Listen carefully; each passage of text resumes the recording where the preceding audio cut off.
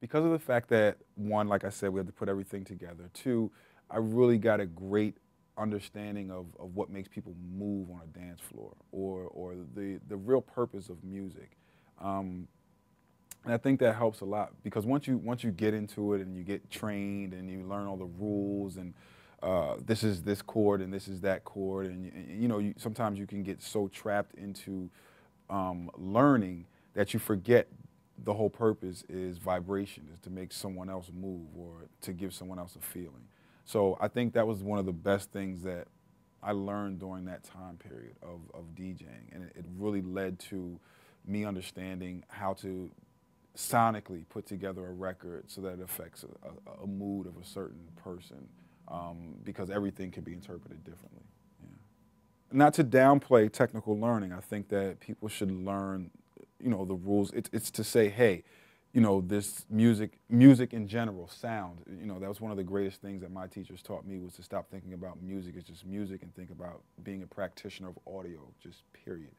But once you learn all these rules for music, you kind of get stuck into the same thing that this goes with this and this is this natural progression, and there really is no, there are no rules. So once you figure that out, you kind of need to study. I always say you kind of need to study and learn the rules first so that you can learn how to break them. But you need that foundation in order to even have the conversation with someone to say, I'm stepping outside of the norm of what it normally should be.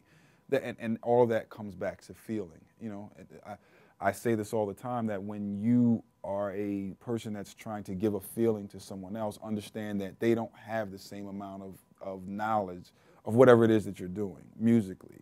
They're looking at your violin and have no idea of how you're playing it. All they know is the emotion that comes from those strings. Or they may have no idea of the piano, but they know the emotion that comes from it or how they feel.